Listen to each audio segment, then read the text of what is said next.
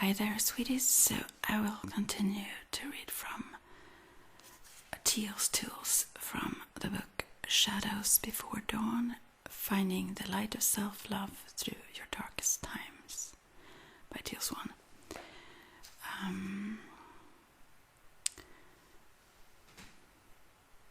Searching endlessly. Tool 16. No more trips to the hardware store is the actual title here. While sitting in the common area of the university in 2006, I ended up across from an older gentleman who was reading a newspaper. Being the curious person that I am, I did what I usually do when I find myself sitting in that awkward silence between strangers who are right near each other. I struck up a conversation with him. It was during this conversation that this man told me something I will never forget.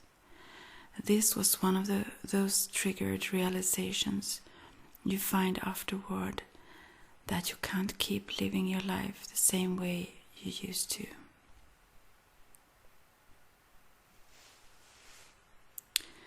As we chatted cautiously and I responded to his questions, I found myself detailing to him the complicated romantic, familial, and friendship relationships I was maintaining at the time.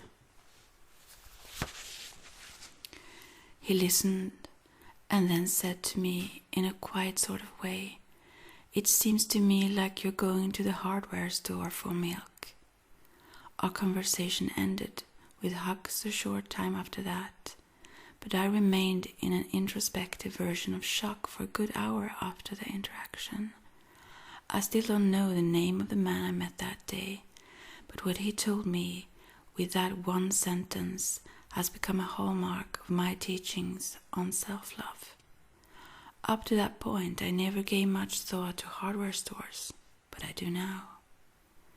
You see, when we don't love ourselves, we don't allow ourselves to look for the things we need and want in the places where we can actually find them.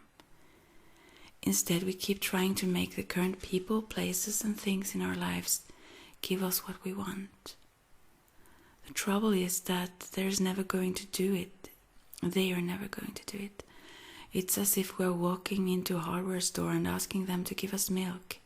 And every day the clerk tells us that they don't carry milk. Every day we leave the store sad and deprived of milk, but we still return the next day. We tend to stay stuck in this pattern until we realize the hardware store is never going to carry milk. It's only when we realize and accept this fact that we allow ourselves to go find a store that does sell milk. Now I see this word here again, by the way. Realize. Here it's spelled with a Z, and sometimes I see it with an S. I don't know what's correct. Probably this in a book anyway. As you can tell, the milk is the analogy in this analogy represents love. When we do not love ourselves, we continually try to get our current relationships to give us the love we need and want, but they never will.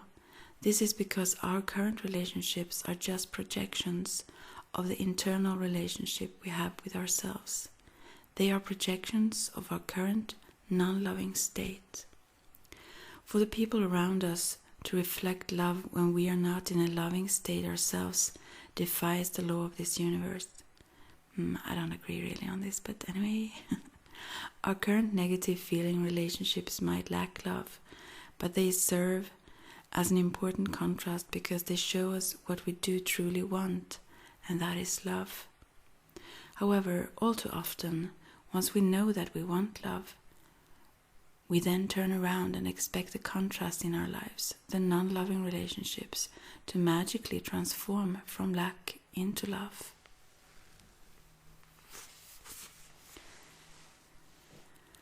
We are meant to allow ourselves to go get that love from someone who actually offers love. But we have to realize where to look and how to go about it properly. It is not selfish to seek love. We all crave it and need it. In fact, the act of allowing yourself to go find love from people who are actually offering love is a self-loving act. Once you come to this realization, you will really benefit from this self-loving act. It changes your relationships with yourself, and in turn, you will find that you actually will connect with people who can offer you love. I also listen to Ephemeral Rifts, Let's Talk. I like listening to people talk about subjects or whatever. And he mentioned about to find someone or a partner, I think it was labeled, one of the topics. And he talked about this compatibility, let's see now, how is the word? Compatibility, yeah. Anyways, I don't think I ever thought about it that way. I mean, that seems very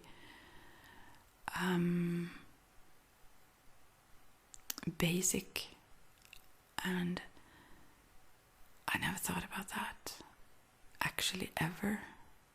I went along with, very often flattered into things, and like impulsively, I don't know,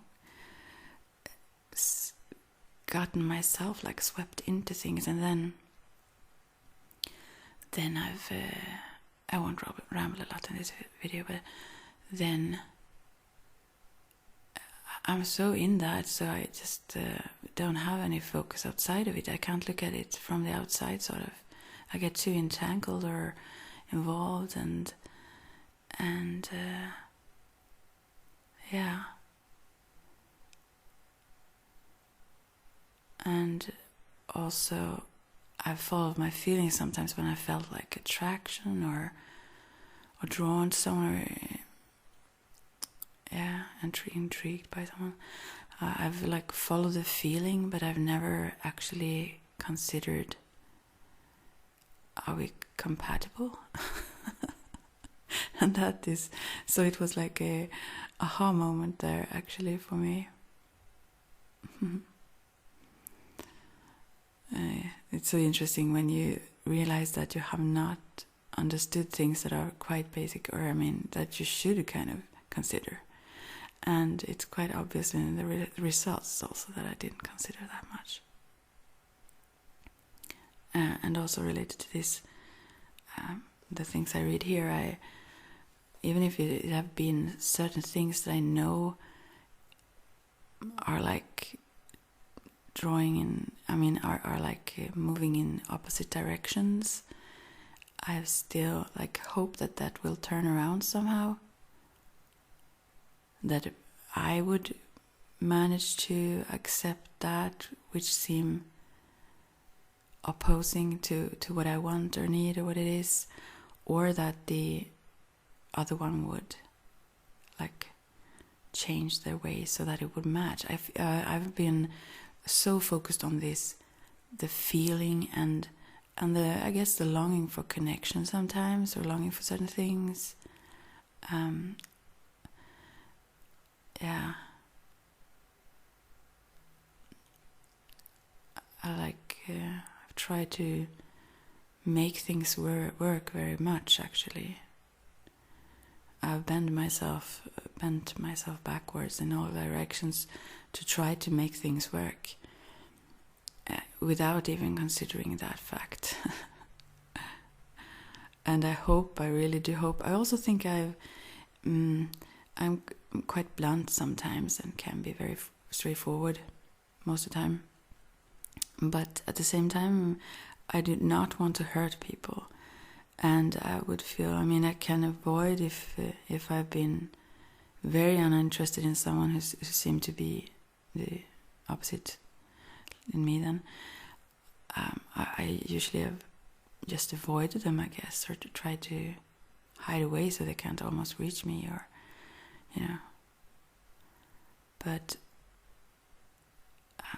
for example, I've never been on dates. I haven't mentioned this before, and since many meet online nowadays actually, or get the contacts there, and probably also you mentioned that he's not my relationships guru, but I think he's quite bright at times, and so yeah, I mean, I can't like wait and hope. I do know who is my twin flame, but that can also result in good friendship, and that can be the meaning of it in this lifetime anyway. So I mean, and we have many soulmates, and as he also mentioned, now I just mentioned what he mentioned, but anyways, we are compatible with so many, probably, if we just, I mean, there are so many people in this world, and yeah, if we just put ourselves out there a little bit also, which I don't do, because it have not worked extremely well. I really don't know what to exactly long for. Maybe I get way too idealistic when it comes to that in turn then. So it seems unreachable. I want like it overly perfected in a way that I realize that may be difficult. I mean, yeah, I won't go into details here, but yeah. So it's like, but still I feel like that should be something to aim for also, at least, I mean, not in details maybe what it would be, but that you would feel harmonious and happy together. I mean, if that's not the case, why be together even then? And also I don't have this, although maybe that also is something I need to reconsider, but I don't think so. I've never felt like some people just want someone to not hang with, but you know, a companion, and that's awesome, I think, for those who feel that would be it, sort of. But I don't want a friend like, I mean, yeah, I want friends, but you know, when it comes to partnership like that in a love relationship, I really want there to be much of an extra spark. If not, I don't think I would want it. I mean, obviously it may not feel like that all days every day or so, but with time it sometimes would be very much like friendship, I would assume also. But yeah, okay, I really ramble now, but I thought I wouldn't.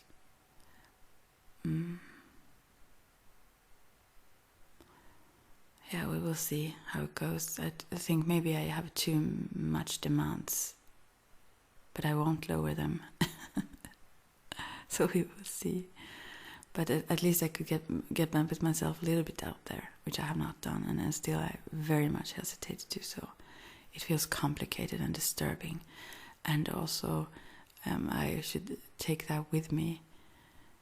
If it's compatible on all levels, then I mean, like, also emotionally, and I mean, of course emotionally, but I mean the feeling, if I get this feeling that something is slightly off, this seems wrong in some little way, I used to ignore that if I feel that there are many positives still, or some connection that works, and that is not the way to go about it, I think, because I mean, things always show up to stumble upon down the road. It doesn't need to be there from the beginning, really. Yeah, and also, yeah, we will see. We will see. Anyways, moving on here now. Hardware stores only sell hammers. To take this analogy to the next level, you will find that going to the hardware store for milk is what we are doing anytime we are looking in the wrong places for the things we need. We are going to the hardware store for milk if we hate our job, but keep trying to get our boss to change things at the office so we will like it better. We are going to the hardware store for milk when we repeatedly try to fix an item that isn't fixable instead of buying something new. We are going to the hardware store for milk when we keep trying to rely on friends who have demonstrated again and again that they are flaky, but we still become disappointed when they continue to be flaky. It happens at home too. You might find yourself going to the hardware store for milk if you are homosexual and keep trying to get your family to accept you when they won't. You might keep trying to get your mother or father to understand that you hold a specific important belief, but they just don't get it. And if you're a woman, you are going to the hardware store for milk when you stay in an abusive relationship with a man, or the other way around, of course, as well, if you're a man and stay in an abusive relationship with a woman, hoping that one day he or she will miraculously decide not to hit you anymore, or treat you bad, or in whatever way. It's the same for abusive partners of any kind. In these many, many ways, we are going to the hardware store for milk whenever we wait for someone else to give us love instead of giving it to ourselves. So how do you break out of this endless search? Start by examining your life. Are there ways in which you expect other people, things, or circumstances to change into what you want them to be, instead of just allowing yourself to go find other people, things, and circumstances that already are what you want them to be? Try to be honest with yourself, as honest with yourself as possible, and identify the ways that you tend to go to the wrong places to meet your needs. Ask yourself where you really should be looking instead, and then go to the right place. Let yourself go find milk where milk is sold. Let yourself find a new job that you love.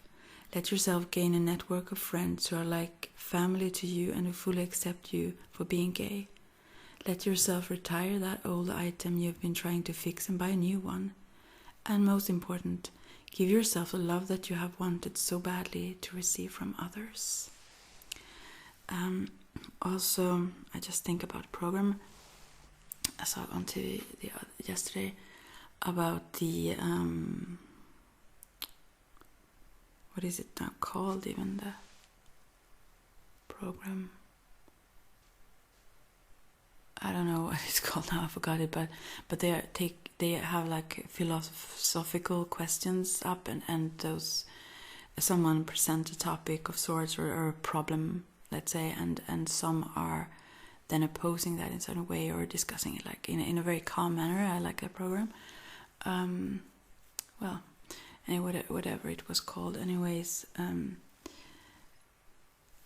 I will get to that later. I will just read this first so I get through this, and let's see how many pages is this now. It was quite a long chapter, this. All of these tools don't have that long chapters. But anyway, so I also recall that from the Bible that they have this, I think this image of someone searching for something. I think it was like they have lost some item, and I don't know if I recall this right, but it's a similar image. That someone have lost something and they go searching outside. They lost it indoors.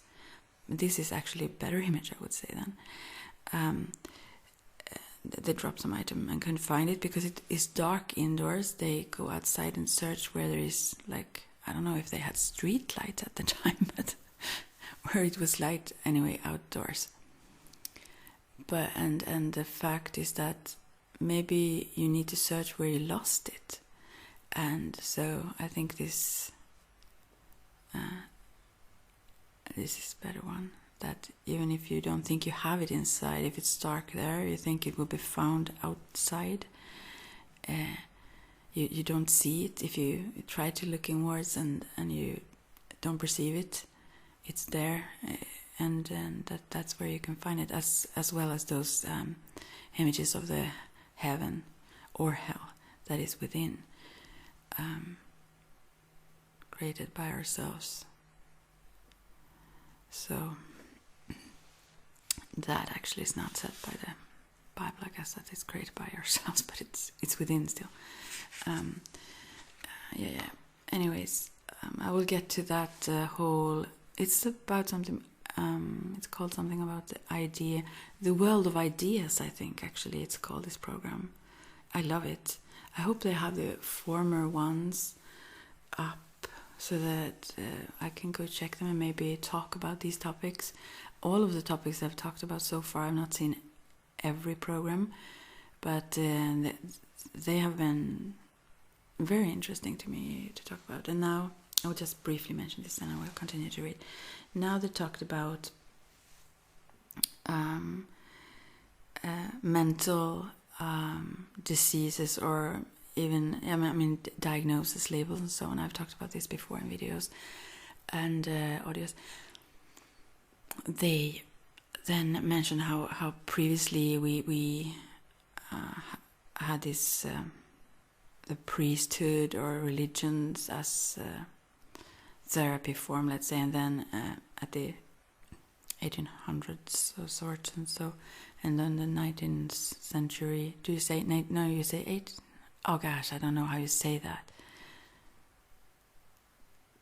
20th century is like 1900s, such like, right? Or anyways, let's say 1900s and forward. It was psychotherapy and so on became more of a where you try to resolve suffering and so on. And I love this topic so much. I need to make videos about this. And then now how medicine take over a lot. How you don't even get and so many get diagnosis just to get help.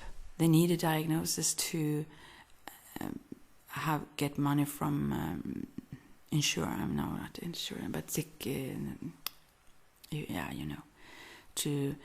To get extra help in school. At least in Sweden, that's the case. Although it shouldn't be. Every child should get help.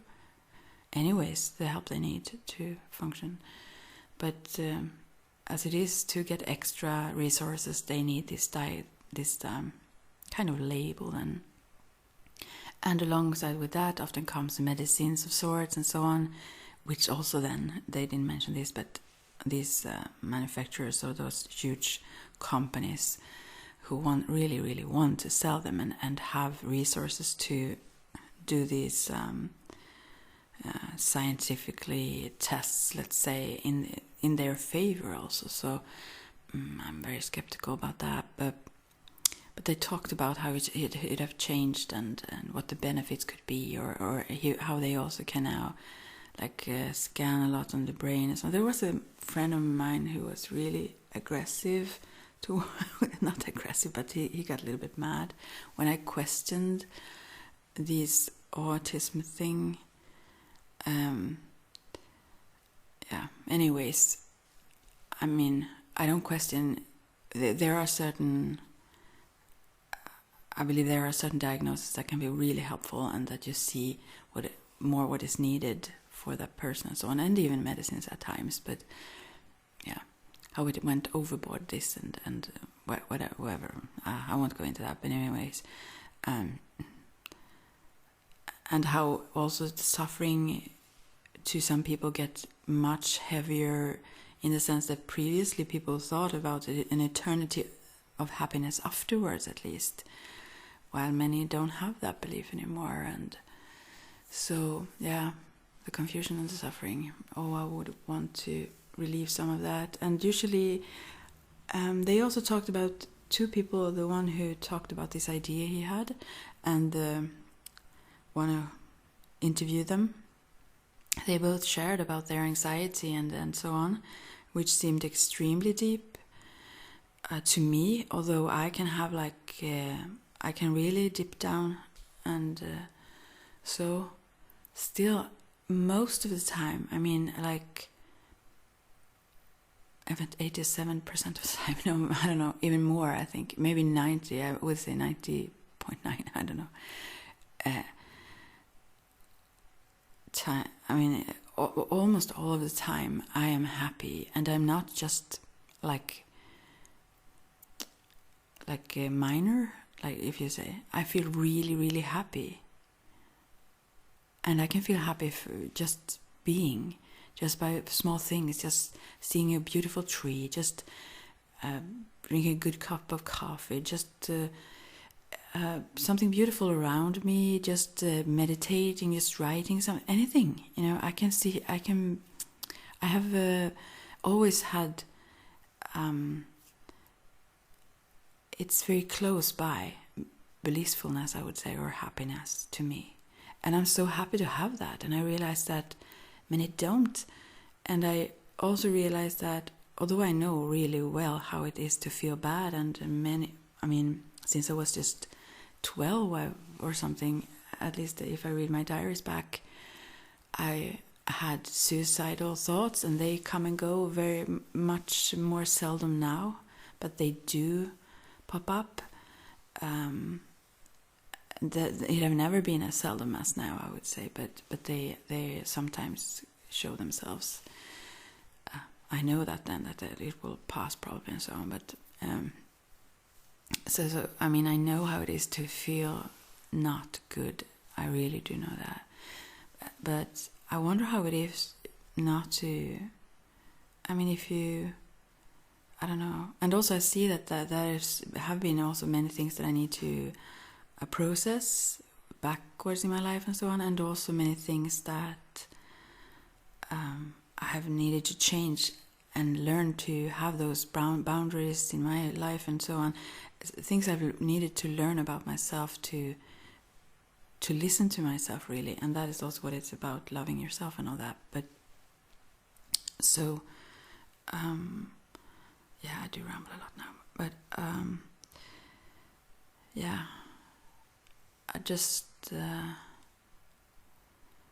I just feel that maybe much of this anxiety comes from wanting the approval of others and trying to fit in models of thinking, of being, of feeling, of looking, of everything that others have decided, sort of, instead of just listening to yourself and give yourself the authority to do so and the right to do so.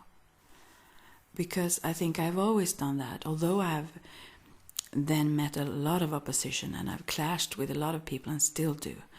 And that's kind of, as I've also talked about, this indigo nature. I cannot back down from my own truth. I just cannot do it. I don't say that I haven't done it. I've done it a lot, being unaware very much also of that.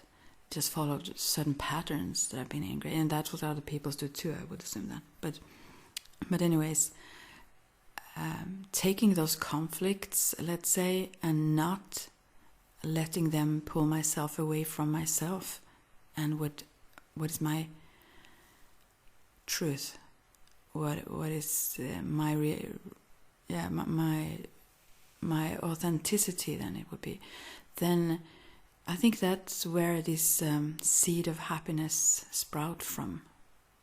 I cannot imagine feeling that happy most of the time if I did betray myself, my trust in myself, sort of, Oh, I gotta check for how long I've done this video, because I need to see if I have time to even read the whole thing.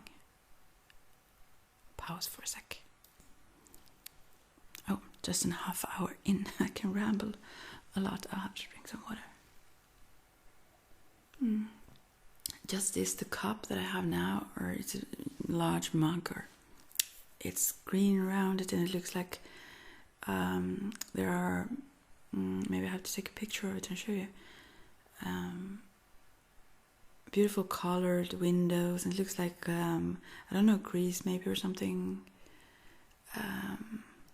It's so beautiful. Things like this, I love this one.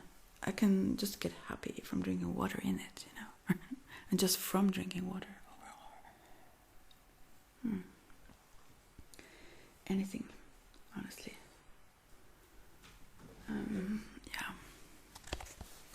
And also I think that comes along with not putting any pressure on myself I want to improve, but that comes from within, but I don't feel any pressure to conform exactly. I need to conform somewhat to the realities of life and the consequences that comes from whatever I choose and so on. And sometimes I put myself in a corner very much related to that. I mean, my choices later on may lead to less freedom because, for example, I have chosen to have, I have needed that also, but a lot of time, free flowing time that I can fill myself. And I really don't feel happy if I'm constantly on a schedule and constantly in some sort of stress. Some people feel motivated by that, I would assume, but to be occupied and I like to be occupied in a way. I'm always active with something, but I need to cough now. Wait a second. So, yeah, I need to read maybe because my voice start to protest. Yeah. So, anyways, I took a couple of Ayurvedic herbs tablets. Let's see how it goes. Yeah, so I think that I don't let the outer world pressure me. I mean, I want to be in a communication also with others and others' needs and so on when it comes to those I interact with and so, and with you as well. Although I've taken a break from uploading these publicly and communicating for a while. Still, when I upload this publicly, I will respond and so on. And to come, I probably will upload the videos, the same day or so on as I've done before. But yeah. Anyways, I think that goes hand in hand with happiness, at least for me. Every time I listen more to myself, and that is what she talks about a whole lot, to listen to your own happiness, listen to yourself, and not be strayed from that because of whatever consideration it is. But there are times when maybe you should consider things further, I don't know, but I kind of like the base idea of this.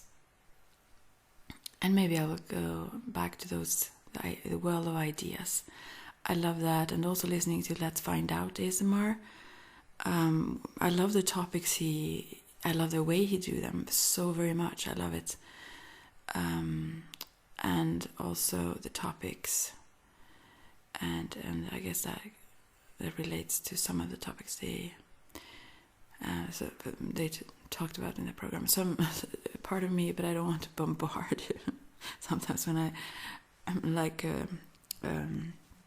channel or whatever it is, I go overboard. As well as when I'm at Facebook now, I've not been there for my private Facebook, if you would say. I've not been there for at least a month or so now. And when I cannot be one of those silent watching people. I was before when it came to YouTube, because I was not allowed to comment since I didn't have Google Plus for a long time. But then it shifted into that whether I wanted it or not. So then suddenly I can comment, and then it's like, yeah, when I think something, I'm very direct and very impulsive and spontaneous like that. So I can easily just go overboard, and I don't want to do that. But now when I listen to that program, a lot of questions came up that I would want to hear him talk about in his videos. But I thought, okay, wait, cool down. I mean, maybe he have a lot of topics already to do so. And so I don't think you will, if you would say content creator, I don't think you ever get enough of suggestions, though. I couldn't imagine that. If someone demands something from you is something else, but when I think about it, so maybe I should, but I should wait a bit. Yeah. when I think about it, I think it's always positive. You get new input or thoughts, and then you can dismiss them if you don't like them yourself or want to do them. So also asked him to do this. I've asked for several things already, so maybe I should cool down.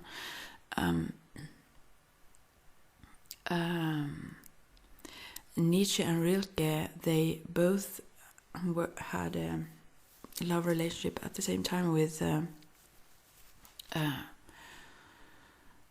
oh my God, can I not remember the name of her now? Let's see now. With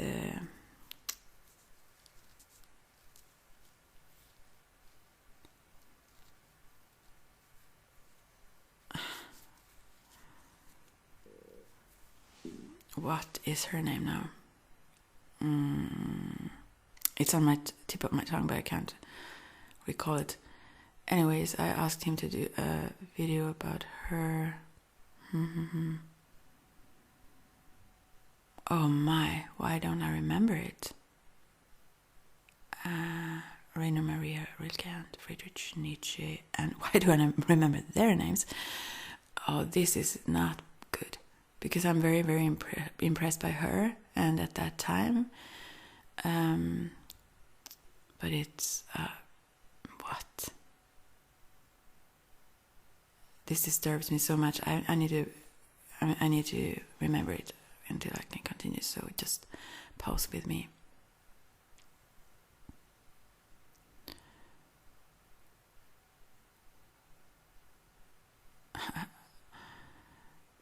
It does not seem as close now.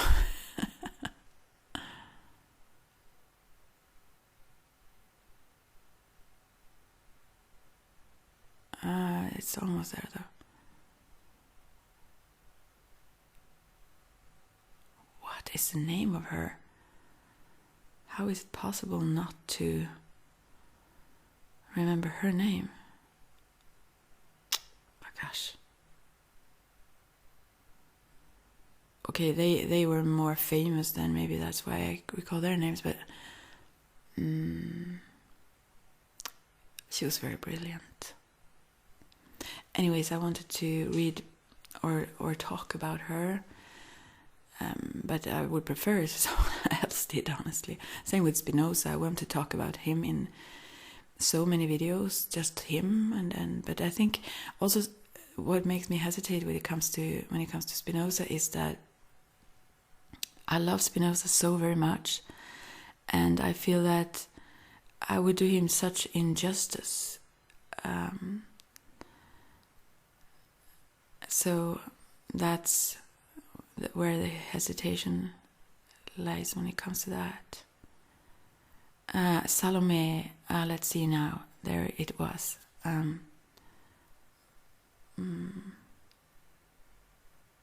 But that's the last name. Andrea Salome Lou. I remember it from the backward. Lou Andrea Lou Salome. Yeah. Was her name. I need to talk about her in a video with you. Awesome. Anyways, there are so many things that I love, and William Blake, not the least, in depth to talk about him and his work and his ways and his wisdom. I mean, he's such a fascinating man, and his spirit. I've actually been in contact with some from Spirit World. Him once. He wanted. I mean, yeah. Sometimes I don't like to speak about these things. So anyways, but he wanted cigarettes. Honestly, I thought he would say something very wise. So I ended up buying some. That was probably the last time I smoked anything. I just lit them and had to draw in a bit so that they would get lit, and then I just put them aside for the smoke to reach him. But I absolutely adore William Blake. Also Oscar Wilde is fabulous. There are so many that I would want to do specific videos about them, because I feel happy and inspired when I do talk about them or think about them. So probably someday I will come to Spinoza as well. But now I will continue to read it anyways here. And Teal. I do love Teal as well. And Ephemeral also mentioned Alan Watts, whom I also, of course, love. Who can you not love Alan Watts? Yeah, and you know the time, or we have eternity as time, but sometimes I just want to indulge in many of these that I love. Yeah. Anyways, okay. Outlining our basic human needs. When it comes to giving ourselves the love that we want so badly. Yeah, I read this, I think. Or did I? Let's see where I was now.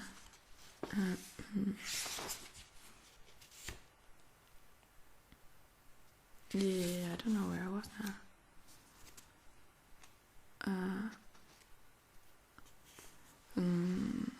I don't know where I was. I keep reading here. When we wait for someone else to give us love instead of giving it to ourselves. Yeah, I think I was... Yeah, I think I read this at most important. Give yourself the love that you have wanted so badly to receive from others. Outlining our basic human needs. When it comes to giving ourselves the love that we want so badly to receive from others, nothing is more important than learning the right ways to meet our needs. No matter what race, sex, or religion we are, no matter where we are born or how we are raised, as humans we all have 6 basic needs. The word need implies the not having of something, so it's not a preferable word to use, but I'm using it for the sake of this book because for most humans the word desire means something that is wanted but something that we can do without. I never thought about that. In truth, we cannot do without our desires either, so our desires are also needs. But I want to be clear that we are talking about things that are absolutely necessary for human to live that it's absolutely necessary for a human to live a happy, healthy life, and therefore the word most people associate with necessity is need. By the way, also from this program, The World of Ideas, they mentioned that in society there is like it's written in the, I guess, law sort of, or that every human have the right to a meaningful life. And since we don't, we don't realize that, we have not reached that. Also, a lot of suffering may go away if so, but then again, that's very difficult to put like a frame onto what that would be. What would be meaningful for someone, is from within them, I guess. You can't like from the outside say that, yeah, well, now you have this work and now it's meaningful. Some would feel that something is very meaningful, that it's meaningless to someone else. I don't understand really, but they talked about that too. And I, for one, also, is it in Switzerland or somewhere, where they have this base income, and I've also seen some TED Talks or something about that, and heard about it a lot. Not a lot, but a little bit. I'm so lousy when it comes to numbers and so on, so I really don't get it when they get to that part as much. But I still think that everyone wants to live a meaningful life, and we are creative beings. That's our part of our nature. So this base income, I think also that talks about the whole value. In democracies or so, I guess that's also a thing, a basic idea, that we all share a human basic value as beings. Or even animals and there is a value in things. Anyways, which then should be, I mean, in my, oh gosh, how I talk, but I think that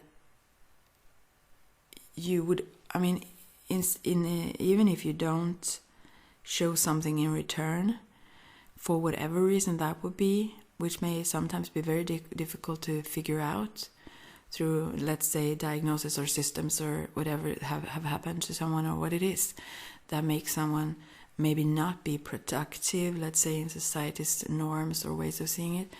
I do think still that this base income that would then hopefully cover like rent, if you need medicines, if you need food, of course, and shelter, and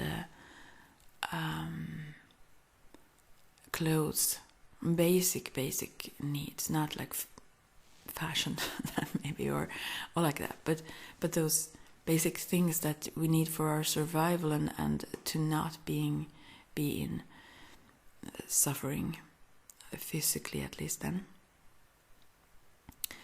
And from there to then you can earn, like if you want to do some whatever labor, or if you rather would like to play guitar, or I mean, I think that culture and art and those kinds of things are equally important. The beauty in life, we need that to nourish our souls and to be compassionate and loving with each other and live happy lives together.